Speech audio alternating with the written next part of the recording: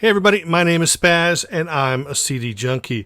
On this episode of CD Junkie, I'm going to be discussing a mod band by the name of Squire. Now, what is mod? Well, back in 78, 79, there was a mod revival that the Jam sort of kick-started, and a lot of bands came out of that era, and they were influenced by the mod bands of the 60s, such as, the Small Faces and, the Kinks and all these bands that, everybody related to, The Who. And so the Jam sort of kickstarted it, and then just tons of bands, with great pop melodies, four-piece lineup, 2 guitar, bass, drums. They all started coming out of the woodwork, and, they were all dressed sharp and suits and ties, and they had this really great look to them, and they had a great sound to them.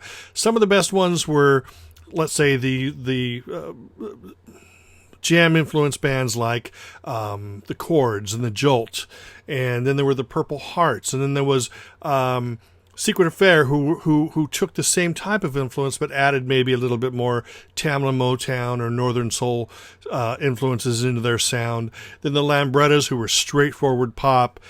And one of the best mod bands was a band called Squire, and of course that's why I'm talking about them. They actually took the same influences that all the other mod bands did and just processed them differently. And it came out, their guitars jangle and their guitars chime and their guitars crunch, and there's melodies and there's harmonies. The band is led by singer-songwriter Anthony Maynell. Squire is just one of those bands that I can't believe that more people haven't latched onto over the years. Now, with mod, I always tell people, now, of course, there's a lot of great British power pop bands, but I always said that mod was essentially power pop with British accents. And once you hear Squire, you're definitely going to know where I'm coming from on that. I got into Squire because I had been reading about their singles that were coming out. And I'd been reading about gigs in, Enemy, Melody Maker, when I'd stand at Tower Records and flip through and try to find, the latest power pop or new wave or mod bands. And I was reading a lot about Squire, but I couldn't find any of the singles. And the first thing I actually found was an album called Hits from 3,000 Years Ago by Anthony Maynell and Squire. Now, this is a different cover than the one that initially came out in 1980, but it's basically the first Squire album. Filled with great songs. And, you can tell, they're heavy on the Rickenbacker, heavy on the little great guitar hooks and bass lines. And the band's a trio. The band's pretty much always been a trio. They really fill out their sound, great bass playing, great guitar playing, like I said, and just great songs. And, that's really what you go for. And this album came out in 1980. Like I said, it was a different cover, but a really great collection of songs. I Don't Get Satisfaction it's just this great little hooky guitar riff that opens it, and you just get sucked in right away. The band was putting out singles, but they weren't that prolific when it came to albums. But still, 2 years after that 1980 album came Something Old, Something New, Something Borrowed, which was essentially the official Squire fan club album. Eventually, you were able to get it at stores, but it was very, very super rare. But this contains a lot of demos, alternate, and unreleased material that you can't find on any other Squire albums. I guess it was the stuff that they deemed not good enough to release, but there's a lot of great material on here, early, and just a great little collection there. That came out in 1982. But they really made their mark in 1983 when they put out, in my opinion, an absolute pop masterpiece called Get Smart. This album, they not only did they build upon the potential that they had created already, they just blew it out of the water. I mean, this album, it's got mod pop, it's got power pop, it's got Baroque pop, just great Motown-y beats and bass riffs, and just really absolutely, it's a stellar album, full of great melodies. They've got string quartets on there. They've got, some horns on there. It's just an absolutely, this is just one of those albums I love this album. Get Smart. This will probably go in my, when I decide to make a, top 25, top 50 greatest pop albums, guitar pop albums, mod power pop, this album will definitely go on that list because it is just stellar from beginning to end.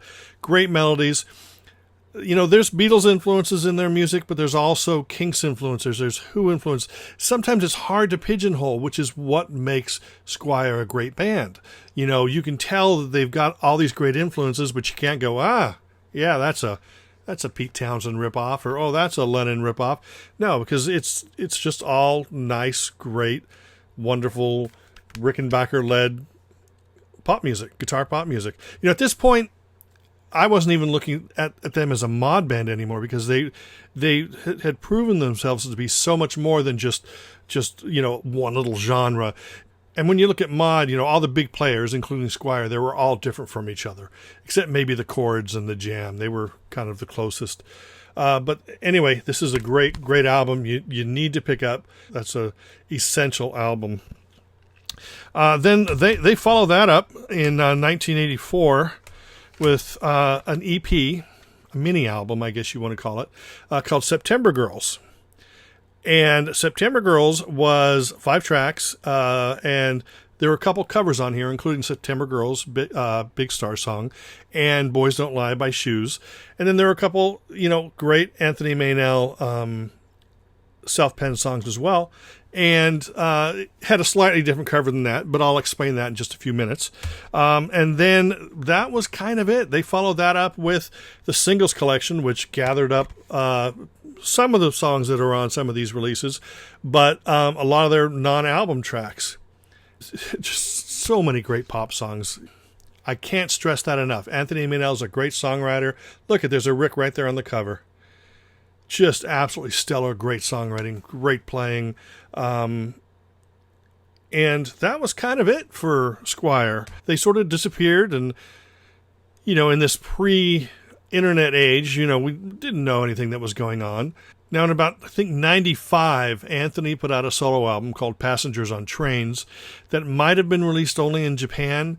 I've never managed to be able to get my hands on it, but he did start recording and operating under a pseudonym called Sugar Plum. That was his band. And they initially released the Crazy Feeling EP, and this actually has, I think, a track or two from his solo album.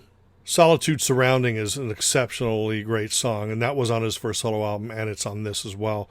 And that came out in 97. That was followed soon after by another Sugar Plum. This is a full length called Blue Summer Days.